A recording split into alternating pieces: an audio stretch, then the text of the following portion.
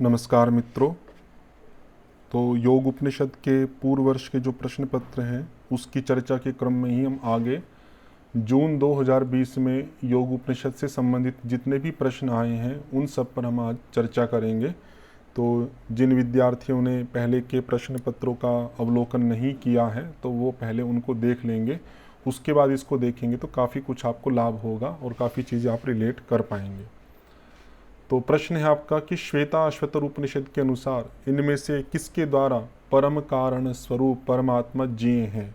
तो परम कारण स्वरूप, परम कारण मतलब जो सभी संसार के पदार्थों का कारण है, जो संसार के पदार्थ का कारण, उन कारणों का भी कारण है। अब कारण की परंपरा में जाएंगे तो सबसे मूल जो कारण है उसको परमात्मा माना जाता है। तो वो ऐसा कौन सा पाठ, कौन सा योग है जैसे जिसके द्वारा हम उससे उस परमात्मा को जान सके।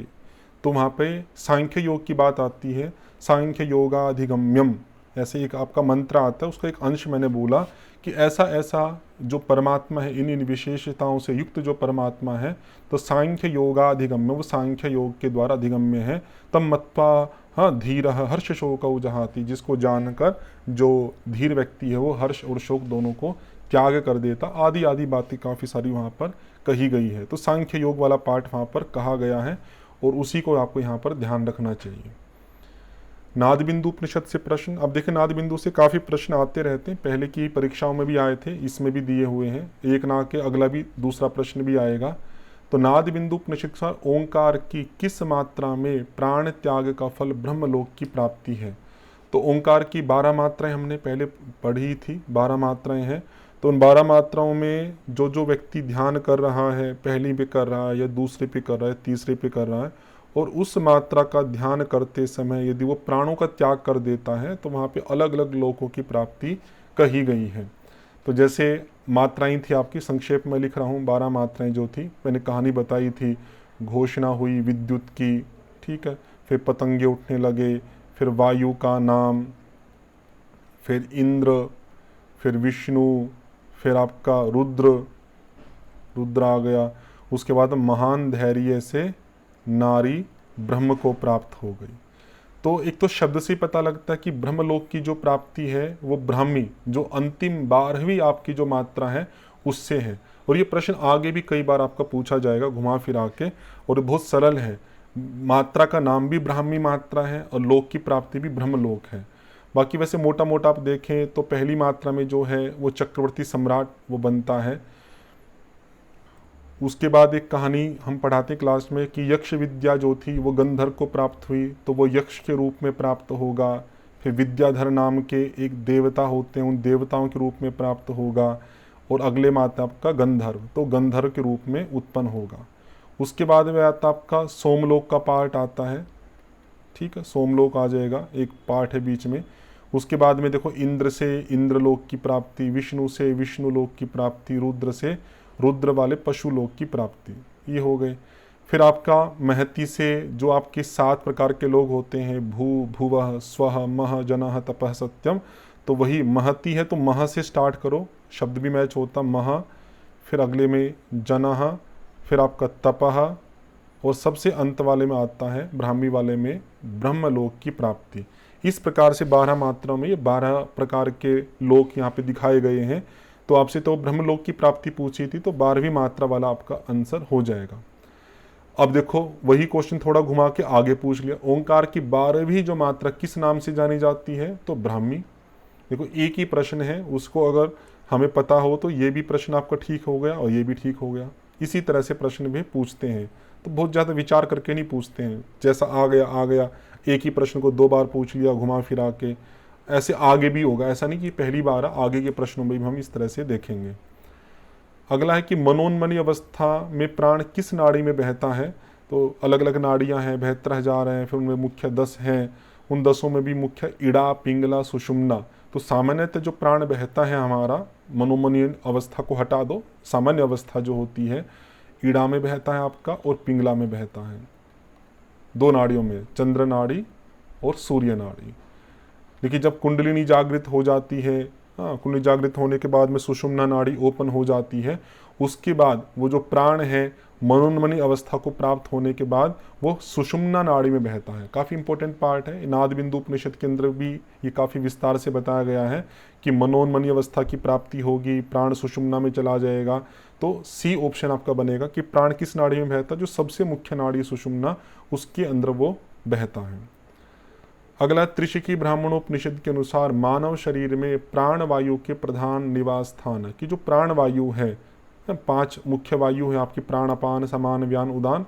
तो यहाँ पे प्राण के संदर्भ में पूछा है कि प्राण वायु का जो निवास स्थान है त्रिशिकी के अनुसार, तो वहाँ पे त्रिशिकी ब्राह्मणोपनिषद में अलग अलग वायु के संदर्भ में अलग अलग स्थान दिए गए हैं, कौन किस में रहेगा।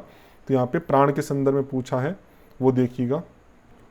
तो वहाँ पे प्राण के 5 स्थान दिए गए हैं, वो याद करने की दृष्टि से मैं आपको कराता हूँ, जैसे हम कक्षा में याद कराते हैं। तो आप बॉडी पार्ट्स पे थोड़ा सा इमेजिनेशन कीजिए। सबसे पहला पार्ट ऊपर की तरफ से नासिका, नासिका के बाद में आप नीचे आते हैं तो मुख आ जाएगा, और नीचे आएंगे तो हृदय आ जाएगा, और नीचे आएंगे तो नाभि आ जाएगा, और नीचे आएंगे तो पैर का अंगूठा। अब आप देखिए, पैर का अंगूठा इसमें एक पार्ट हो गया आपका, नाभि एक पार्ट हो गया आपका, और हृदय एक पार्ट हो गया। तो इस आधार पे ए डी ई अर्थात सी ऑप्शन आपका हो जाएगा। बाकी पार्ट भी आपको याद रखना चाहिए, नासिका, मुख, हृदय, नाभि और पैर का अंगूठा। अगला देखिए, श्वेताश्वतर उपनिषद के अनुसार पंचभूत के सम्यक उत्थान से संभव है। तो श्वेताश्वतर में एक बहुत प्रसिद्ध आपका मंत्र आता है। ये प्रश्न आगे भी थोड़ा घुमा फिरा के और भी पूछते हैं कि वहाँ पे जब जो आपका शरीर है पंचात्मके गुणे प्रवृत्ते, जब वो योगाग्नि में शरीर हो जाता है, पंच महाभूत जो है आपके भी योग अग्नि से युक्त हो जाते हैं, तो एक पंक्ति आती न तस्य रोगो न जरा न मृत्यु प्राप्तस्य योगाग्निमयम शरीरम, कि जो व्यक्ति योगाग्निमय योग रूपी अग्नि से युक्त शरीर को प्राप्त कर लेता है, न तस्य रोगो, रोग, न जरा, न मृत्यु, ये 3 चीज़ें उसकी नहीं होती हैं यदि वो पंच महाभूतों को जागृत कर लेता है। तो रोग वाला पार्ट हो गया पहला, जरा रहित अवस्था हो गया, और अकाल मृत्यु का ना होना। तो वहाँ पे केवल मृत्यु लिखा है, तो ऐसा तो संभव है ही नहीं कि मृत्यु ही नहीं होगी, वो अमर हो जाएगा। अमर वाला कॉन्सेप्ट है ही नहीं, कोई नहीं होता अमर। तो वहाँ पे मृत्यु का अभिप्राय है कि जो अकाल मृत्यु होती है, जल्दी मृत्यु होती है, वो ना हो कि वो लंबा जीवन और स्वस्थ जीवन जिएगा। तो ये पहले 3 ऑप्शन वहाँ पर आपके मैच होते हैं, तो ए बी सी। बाकी जो पार्ट आपका वो वहाँ पर नहीं दिया गया है, तो ए ऑप्शन हो जाएगा। अगला एक त्रिशिखी उपनिषद के अनुसार यम है।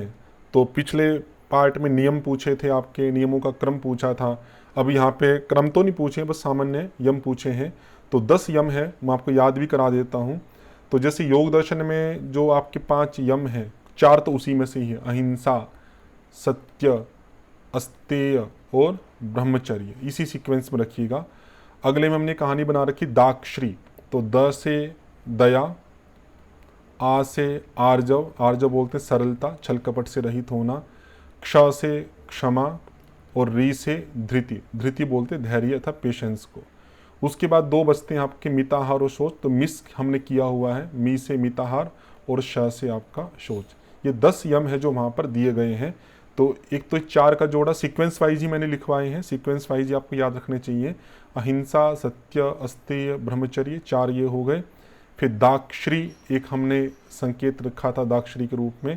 तो द से दया, आ से आर्जव, क्ष से क्षमा और री से आपका, री से धृति। फिर मिस रखा था मी और शौच। तो इसमें दया आ गया आपका, क्षमा आ गया, धैर्य आ गया। दान और व्रत जो है ये नियम के पार्ट हैं आपके, यम के पार्ट नहीं है। तो A B C first option आपका हो जाएगा। फिर पूछा किसी व्यक्ति के लिए निम्न में से किन गुणों की आवश्यकता है, किस चीज़ के लिए, कि कोई 1 वर्ष से अधिक योगाभ्यास करके सिद्ध बने। तो ये पार्ट आता है वहाँ पे, वर्ष के लिए संस्कृत में अब्द शब्द का प्रयोग किया जाता है अधिकांशतया, और ये कई ग्रंथों में आता है। तो कोई ग्रंथ स्पेसिफिक नहीं लिखा है, तो जो अन्यत्र सभी में प्राप्त होता वो पार्ट हम यहाँ पे देख लेंगे कि 1 वर्ष से अधिक समय में सिद्ध होने वाले योगी के क्या क्या आपके सिम्टम्स है, क्या क्या लक्षण है, क्या क्या गुण चाहिए। तो उसमें त्यागी भी दिया है, मिताहारी भी दिया है, ब्रह्मचारी भी दिया है, योग प्राण भी दिया है, या जो प्राणायाम करने से पसीना उत्पन्न होता है, स्वेद उत्पन्न होता है, उसका शरीर पे मर्दन करने वाला वो भी दिया है। पथ्य पथ्य का ध्यान रखने वाला वो भी दिया है। तो वे ऑप्शन यहाँ पे तो नहीं दिए, बाकी जो दिए हैं त्यागी, मिताहारी, ब्रह्मचारी, योगपरायण, तपस्वी वाला पार्ट वहाँ पर नहीं है। तो ये 4 है वहाँ पे, त्यागी, मिताहारी, ब्रह्मचारी, योगपरायण। तो ACDE फर्स्ट ऑप्शन आपका हो जाएगा। बाकी 2 भी मैंने आपको बता दी हैं, वे भी ध्यान रखिएगा। पसीने का मर्दन करना और पथ्य पथ्य का ध्यान रखना कि जो खाने योग्य उनको खाए, जो खाने योग्य नहीं है उनका त्याग कर दे। अगला मिलान का है आपका, कौन सा किसके साथ मैच होता है, जैसे अष्टांग योग है, अष्टांग योग त्रिशिकी ब्राह्मणोपनिषद में है तो तीसरे से मैच हो जाएगा। षडंग योग अभी आया था प्रश्न आपका ध्यान बिंदु उपनिषद, और किसमें था षडंग योग आपका, योग चूड़ामणि, ठीक है, योग चूड़ामणि में और था आपका। हठ योग है आपका, हठ योग की चर्चा योगराज के अंदर है, वहाँ पे योग के जो 4 प्रकार आते हैं योगराज में, मंत्र योग, हठ योग, लय योग, राजयोग, तो वहाँ पे हठ योग का पार्ट आ जाता है। और जो ध्यान योग की बात है, ध्यान करने की बात है, वो श्वेता शतुर उपनिषद के अंतर्गत आपकी रखी गई है। साक्षात ऐसे शब्द तो नहीं है, लेकिन वहाँ पे प्रक्रियात्मक दृष्टि से अगर हम देखते हैं तो वहाँ पे ध्यान का पार्ट है कि ध्यान कैसे करना चाहिए, कैसा आसन हो, तो वो सब चीज़ें वहाँ पर दी गई है। तो ध्यान योग आपका श्वेता श्वेतर का पार्ट होगा, इसी आधार पर आप मैच कर लीजिएगा। तो इस कक्षा में हम इतना ही रखते हैं। ओम शम।